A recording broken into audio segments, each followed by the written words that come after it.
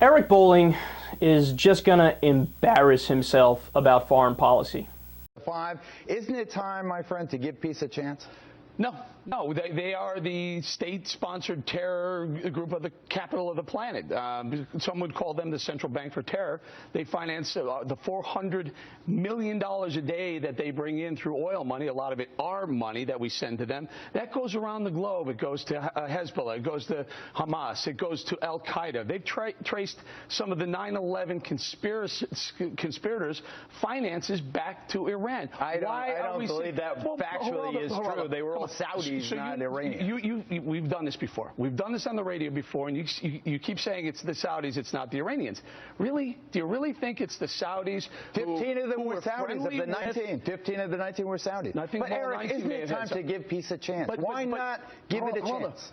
15 of the 19, I believe all of them were Saudis. I think all 19 were Saudis, but 15 of them spent time in Iran before they blew up and flew planes into our buildings.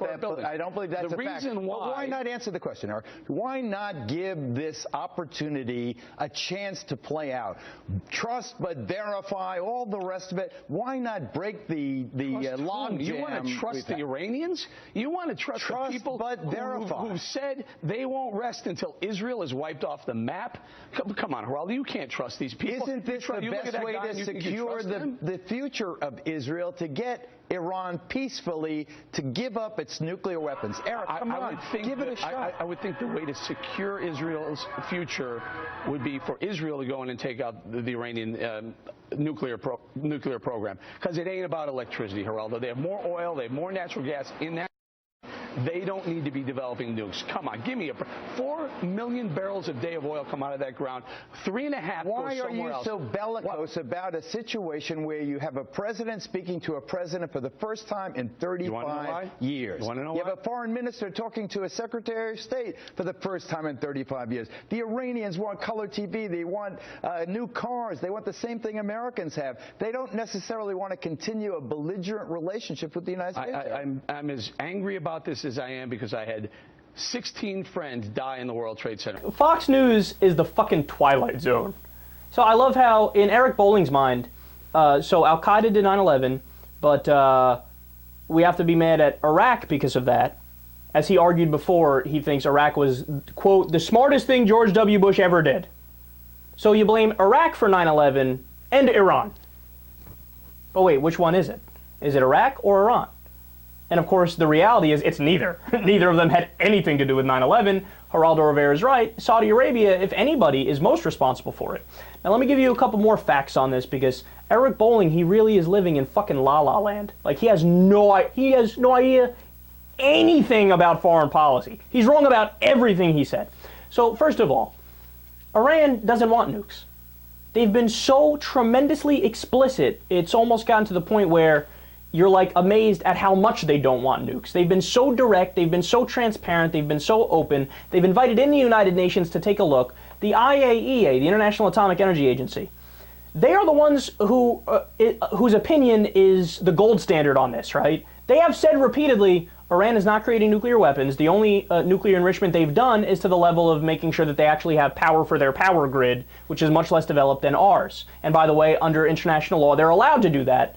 And again, there's surveillance going on all the time, so we'll be able to tell if they take that next step to enrich for nuclear weapons, which, by the way, is not a small step. It's a huge step from nuclear power to turn on a fucking light bulb and to launch a missile, right? And they're nowhere near that, and they don't want to be anywhere near that. They also just elected the most liberal person they possibly could in their election. Hassan Rouhani is as moderate as it gets. He's been sending out signals nonstop saying he wants peace with America, tweeted Happy Rosh Hashanah to Jewish people. He sent out pictures of him shaking the hand of Americans in a hospital in Iran. That might not look like much to you and me, but that's big diplomatically speaking. Him and President Obama have been exchanging letters. They talked on the phone. They're looking for peace. Now, on top of all that, the fact that he thinks Iran is a sponsor of terrorism is probably his biggest factual error. Look, Iran is Shia. It's a Shia government, or Shiite, as a lot of people in America call it, right?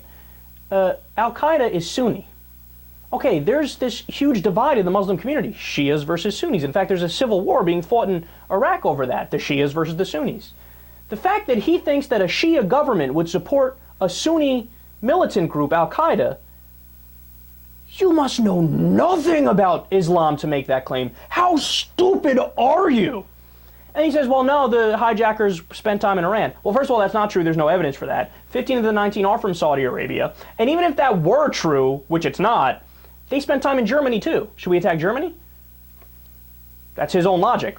And then the last point, look, in 1953, the United States government overthrew a democratically elected government in Iran.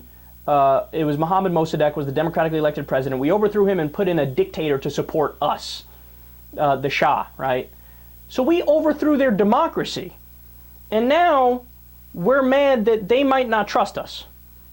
Well, if anybody shouldn't trust us, it's them, right? If anybody actually has a decent case to have a nuclear weapon for self-defense, it's them. But Hassan Rouhani is being even more understanding than I would be, and he's saying, nope, we don't want to nuke. We want to be friends with the West. And Eric Bolling is still calling for war. So idiotic that this guy should be fired. He should not be allowed on TV because he's simply too stupid.